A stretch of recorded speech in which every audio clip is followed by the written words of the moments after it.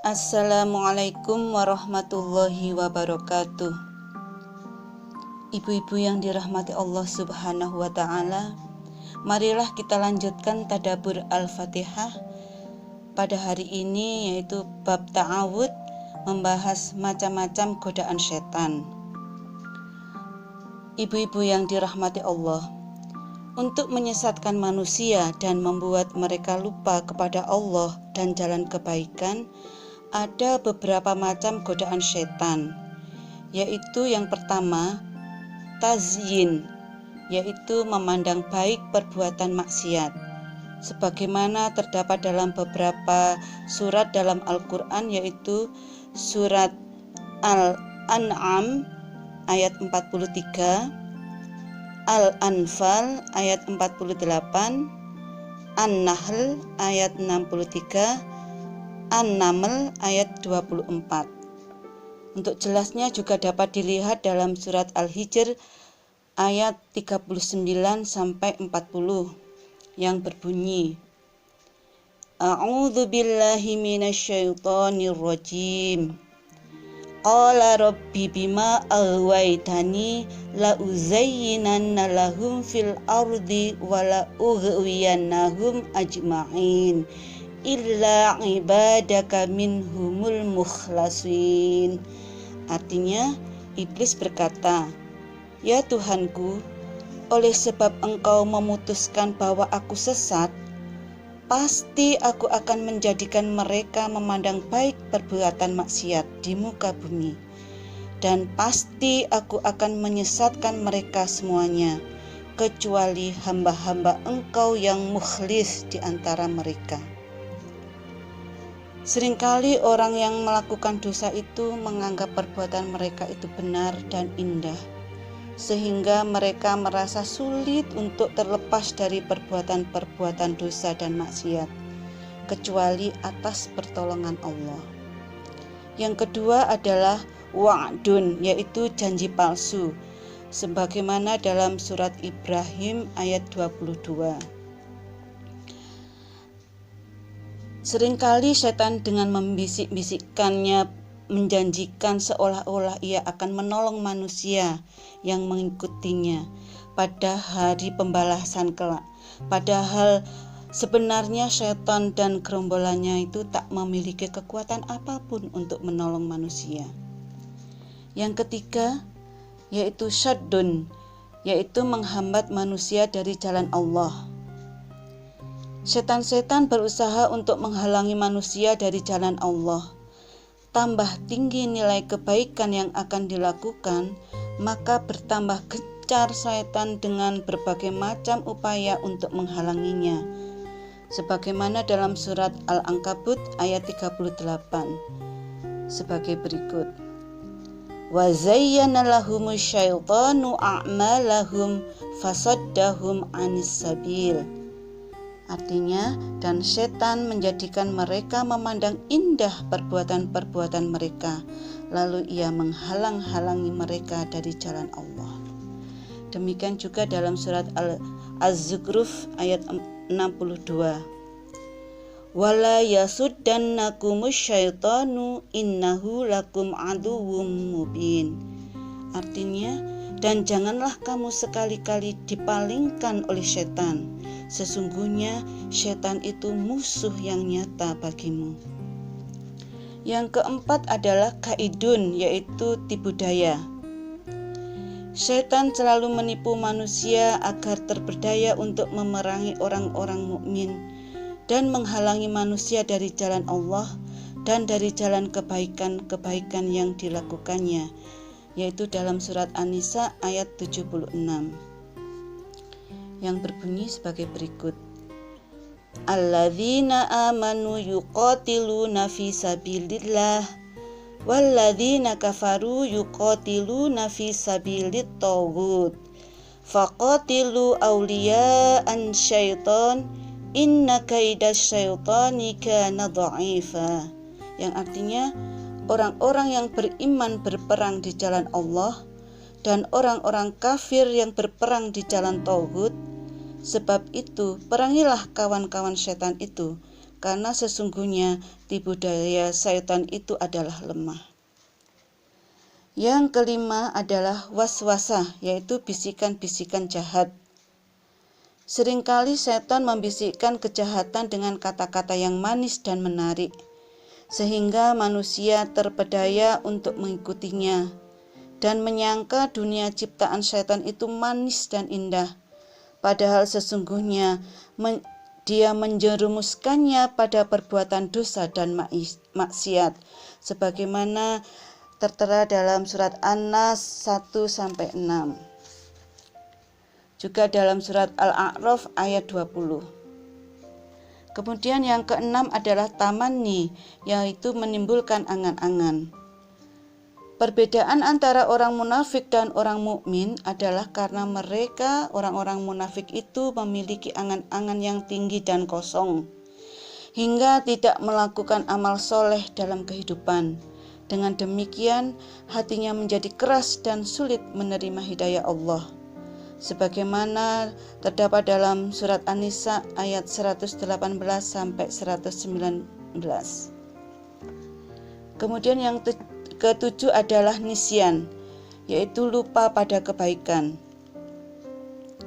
Seringkali karena godaan setan, kita menjadi lupa untuk melakukan kebaikan, misalnya berinfak, belajar, berbakti kepada kedua orang tua, berjuang di jalan Allah, dan berbagai macam kebaikan-kebaikan lainnya yang membuat kita melupakan esensi kehidupan kita sendiri. Hal ini terdapat dalam surat Yusuf 42, Al-Kahfi 63, dan Al-An'am ayat 68. Yang kedelapan adalah al-adawah, yaitu permusuhan. Salah satu godaan setan adalah menimbulkan permusuhan dan kebencian di kalangan umat Islam, sehingga kita sering melihat umat Islam satu sama lainnya bermusuhan dan berpecah belah hanya karena perbedaan-perbedaan kecil saja, baik dalam faham agama maupun dalam kehidupan sehari-hari. Permusuhan dan perpecahan menyebabkan terjadinya kelemahan dan keterbelakangan yang menimpa umat ini. Seharusnya umat ini sadar bahwa pengaruh setanlah yang menyebabkan mereka berpecah belah dan bermusuhan dalam persoalan-persoalan yang kecil. Para sahabat pun pernah berkelahi dengan sahabat lainnya karena pengaruh minuman keras yang diminumnya ketika sahabat bin Malik mengadakan perjamuan walimah dengan memanggil kaum mukmin, yang terjadi sebelum minuman keras itu diharamkan dalam Islam. Yang kesembilan adalah takhwif, yaitu menakut-nakuti. Setan menakut-nakuti manusia dengan berbagai hal, sebagaimana disebutkan dalam surat Ali Imran ayat 175, yaitu innama dzalikumus syaitanu yukhawwifu awliya'ah fala takhafuhum wa khafuni in kuntum mu'minin. Artinya, sesungguhnya mereka itu tidak lain hanyalah setan yang menakuti-nakuti teman-temanmu, yaitu kalian. Karena itu, janganlah kamu takut kepada mereka, tetapi takutlah kepadaku jika kamu benar-benar orang yang beriman. Takut yang dimaksud di sini bukanlah takut yang alami, seperti takutnya seorang terhadap binatang buas atau takut terhadap halilintar dan lain sebagainya yang bersifat alamiah. Dan bukan pula takut yang bersifat syar'i sesuai dengan syariat Islam, seperti takut melakukan kemaksiatan. Tetapi takut yang dijadikan senjata syaitan ini adalah takut menyatakan kebenaran, takut menegakkan hukum Allah, takut melaksanakan amar ma'ruf nahi mungkar, takut berjuang, takut berjihad di jalan Allah karena takut miskin, takut kehilangan jabatan, takut masuk penjara, takut tidak populer, dan takut mati syahid. Semua itu adalah ketakutan-ketakutan yang ditimbulkan oleh syaitan agar kita masuk dalam golongannya dan tidak termasuk dalam hamba-hamba Allah yang taat. Yang ke-10 adalah sihir. Walaupun banyak pertentangan mengenai sihir ini di kalangan umat Islam, namun kita lihat beberapa surat Al-Quran dan penafsirannya, kita dapat menarik gambaran yang jelas mengenai adanya sihir dan hubungannya dengan godaan setan. Sebagaimana ditulis oleh Ustadz Wahid Abdus Salam Bali dalam bukunya Ilmu Sihir dan Penangkalnya. Sedangkan beberapa dalil Al-Quran yang berkaitan dengan sihir adalah sebagai berikut, yaitu surat Al-Baqarah ayat 102. Wattaba'u ma tatlus syayatinu ala mulki Sulaiman wa ma kafara Sulaiman walakinna syayatina kafaru yu'allimunan nasa sihr, yang artinya, dan mereka mengikuti apa-apa yang dibaca oleh setan-setan pada masa kerajaan Sulaiman. Dan mereka mengatakan bahwa Sulaiman itu mengerjakan sihir.